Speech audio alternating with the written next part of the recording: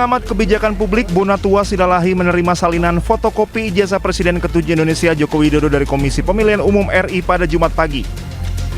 Salinan tersebut digunakan Jokowi saat mencalonkan diri sebagai presiden pada 2014. Bonatua menjelaskan salinan ijazah yang diterima ini masih ada bagian yang tertutup. Ia pun mempertanyakan alasan sejumlah informasi di salinan ijazah Jokowi ditutup.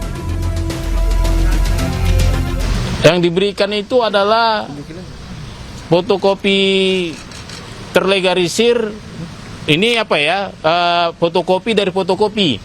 Jadi ini agak beda dengan 2019, ternyata 2014 itu semua masih manual. Jadi peserta memberikan fotokopinya, fotokopi terlegalisir dari universitasnya, lalu disimpan oleh KPU, dan KPU memfotokopinya, inilah yang dikasih ke saya. Sementara pakar telematika Roy Suryo mengaku menemukan keanehan setelah melihat dokumen tersebut. Menurut Roy, ijazah milik Jokowi yang diterbitkan Universitas Gadjah Mada palsu.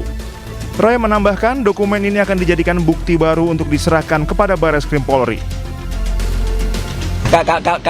Kalau beliau sih nggak usah didatangi, cukup kita cek saja apakah yang ada. Ini ada sesuatu yang menarik, ya. Saya lihat aja udah terjadi sesuatu yang aneh. Tapi nggak apa-apa, ya. Itu nanti akan kita rumuskan dalam press conference beberapa waktu lagi. Karena ini berarti, ya Mike? Mike bisa lihat ya? Saya udah ngerti maksudnya. Maksudnya? Ada yang aneh. Ada yang aneh. Tidak sama. Nah, tapi nanti akan kita sampaikan pada konferensi pers, ya. Nanti dulu ya, gitu. Jadi, ya? Signifikan nggak aneh? Sangat signifikan.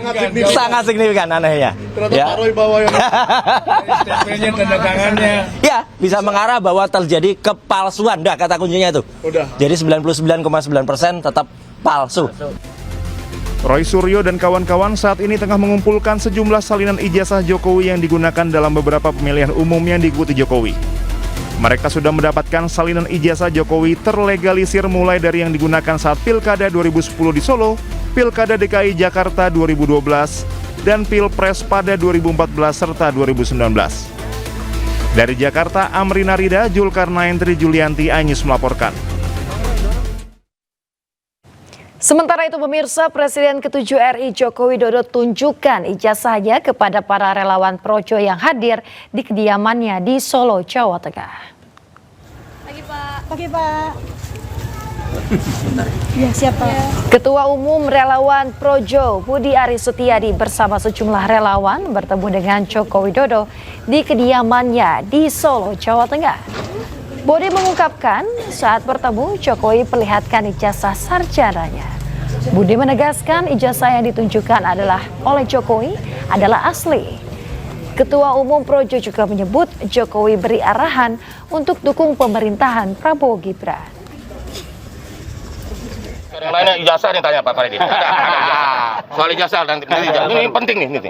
Tadi dikasih lihat. Sebetulnya ijazah tanya Mas Roy aja lah. Ya, udah kasih lihat yang tadi ngomong itu, Fred. Yang penting. Iya, jadi sebetulnya udah bolak-balik kalau masalah ijazah ini Pak Jokowi udah menegaskan bahwa ijazahnya memang ada. Dan kita tadi dipertunjukkan bahwa ijazah Pak Jokowi itu ada, dan Pak Jokowi juga udah menunjukkan ke rektor, ke dekan. Jadi bukan hanya menepis semua isu-isu dan keraguan bahwa ijazah Pak Jokowi itu hilang, terbakar, tetapi memang ada dikeluarkan UGM dan masih dipegang oleh beliau. Jadi selesai isu ijazah itu ya. Ya, masih ya. Udah yang ini, udah lihat, udah asli. Informasi selanjutnya, pemirsa, pemerintah resmi legalkan perjalanan umroh secara mandiri melalui Undang-Undang Nomor 14 Tahun 2025. Meski membuka kemudahan, kebijakan tersebut juga menuai penolakan dari Asosiasi Penyelenggara Haji dan Umroh. Pemerintah resmi memperbolehkan pelaksanaan ibadah umroh secara mandiri tanpa harus melalui Biro Perjalanan Umroh. Ketentuan ini tertuang dalam Undang-Undang Nomor 14 Tahun 2025 dan mulai berlaku setelah diundangkan.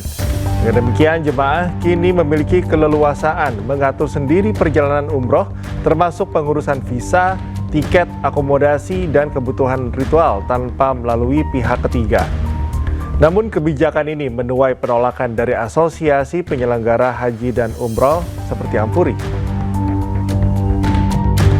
Kami penyelenggara resmi tentunya tidak aneh dan juga tidak khawatir ya dengan narasi dan konteks umroh mandiri ini tentunya. Karena memang sebelumnya pun Pemirsa, dalam pasal 87A terdapat 5 syarat yang harus dipenuhi jemaah untuk dapat berangkat umroh secara mandiri, yaitu sebagai berikut.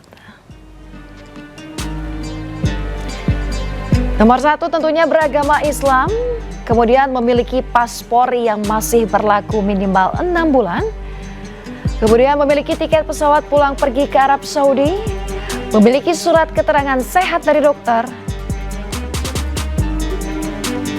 dan selanjutnya memiliki visa serta bukti pembelian paket layanan dari penyedia resmi melalui sistem informasi kementerian.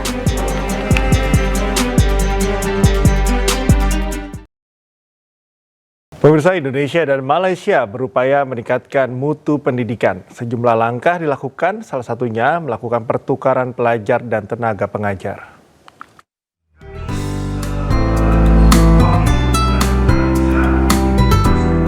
Perhimpunan Al-Irsyad dan STAI Ali bin Abi Thalib Surabaya dikunjungi rombongan Mufti Negeri Perlis Malaysia pada Kamis siang. Kedatangan mereka untuk berdiskusi dan saling bertukar pendapat soal dakwah, sosial kemasyarakatan, serta soal pendidikan, hingga pertukaran pelajar dan dosen untuk mempertebal nuansa keilmuan para mahasiswa Malaysia dan Indonesia. Mufti Negeri Perlis Malaysia tertarik dengan sistem belajar mengajar kampus STAI Ali bin Abi Thalib karena sistem belajar dan mengajar dan kebiasaan sehari-hari menggunakan bahasa Arab. Hal tersebut membuat Mufti dari Malaysia ini berencana melakukan pertukaran mahasiswa dan dosen. Kita sedang cuba menyelidiki ataupun di sini kita kata untuk melihat kerjasama di berbagai-bagai bidang, dan yang seperti yang saya sebutkan, insyaAllah kita selepas pertemuan ini akan ada lagi pertemuan yang lain. Terjalin kerjasama dan silaturahmi yang membawa kebaikan untuk dua belah pihak, dan mudah-mudahan dari kunjungan ini bisa berlanjut kepada hubungan selanjutnya yang bisa berlanjut terus, sehingga tidak hanya berhenti pada pertemuan kali ini. Di akhir acara dilaksanakan tanya jawab dan saling bertukar cenderamata dari seluruh pihak yang hadir. Pertemuan pun berlangsung dengan penuh keakraban. Dari Surabaya, Jawa Timur, Nur Syafei, iNews melaporkan.